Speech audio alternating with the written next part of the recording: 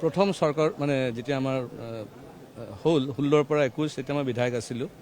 সেইখিনি সময়ত ডক্টৰ হিমন্ত বিশ্ব শৰ্মাৰ যি দক্ষতা তেতিয়া মই গম পাইছিলোঁ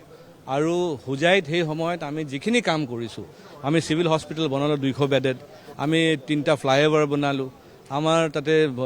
ষ্টেডিয়ামত পেভিলিয়নছবিলাক হ'ল আমাৰ বিভিন্ন ৰাস্তাবিলাক হ'ল ৰাস্তা পদূলিবিলাক আমাৰ ইউনিভাৰ্চিটি হ'ল গোটেই কামৰ আঁৰত আছিলে আমাৰ এজনে ব্যক্তি ডক্টৰ হিমন্ত বিশ্ব শৰ্মা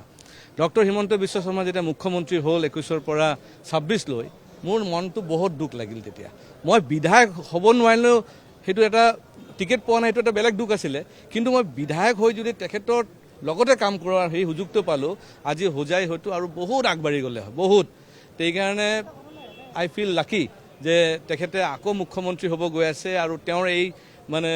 সময়কালত ময়ো এজন বিধায়ক হিচাপে কাম কৰি যাম আৰু আশা কৰিছোঁ যে যিটো স্পীডত আমি কাম কৰিছিলোঁ 16ৰ পৰা 21ত তাতকৈ হয়তো 2 গুণা 3 গুণা স্পীড আৰু বাঢ়ি যাব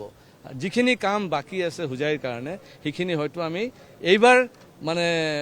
টোটেলি কমপ্লিট কৰিবৰ কাৰণে সক্ষম হ'ম বুলি ভাবিছোঁ কাৰণ মোৰ মনত আছে যেতিয়া আমাৰ চিভিল হস্পিটেল বনোৱা হৈছিল 200 বেডেড সেইদিনা যেতিয়া মানে লাষ্ট 21 ফেব্ৰুৱাৰীত অপেনিং হৈছিলে সেই মঞ্চৰ পৰা হিমন্ত বিশ্ব শৰ্মা ডাঙৰীয়া কৈছিলে যে হোজাইত আমি এতিয়া মেডিকেল কলেজ বনাম কিন্তু যোৱা 5 বছৰ নহ'ল